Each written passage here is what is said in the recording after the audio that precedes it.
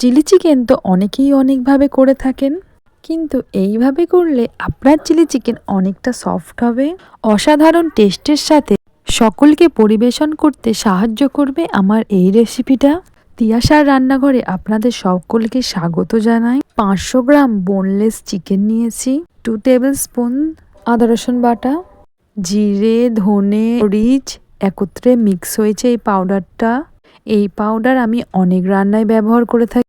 একটা ডিম, 1 table spoon Kashmiri লঙ্কার গুঁড়ো, 2 tablespoon cornflour, 1 tablespoon বেসন, 1 টেবিল স্পুন মাস্টার্ড অয়েল দিয়ে ম্যারিনেট করে আমি রেখে দেব আধ ঘন্টা রেস্টের জন্য।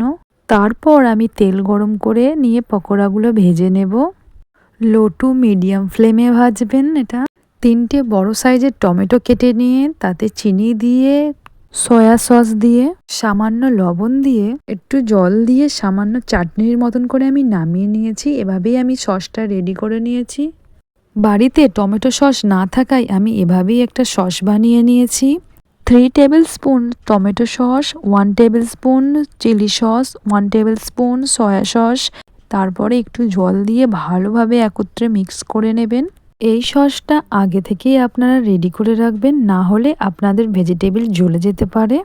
চিকেন ভাজার তেলেই আমি লঙ্কা দিলাম ফোড়ন হিসাবে, কাঁচা লঙ্কা, আপনারা শুকনো লঙ্কাও দিতে পারেন। এরপর আমি আদা রসুনের পেস্ট ব্যবহার করছি। এভাবে আমি একটুখানি কষিয়ে নেব। তারপরে আমি দিয়ে দেব রসুন কুচি। রসুন কুচিটা আমার ব্রাউন কালার হয়ে আসলেই আমি সমস্ত ভেজিটেবল দিয়ে দেব। প্রথমে আমি পেঁয়াজ কুচি দেব, সামান্য নরম হলেই তারপরে আমি ক্যাপসিকাম কুচিও দিয়ে দেব।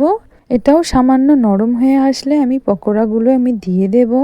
তারপরে আমি পকোড়াগুলোও একটু সামান্য কষে নেব।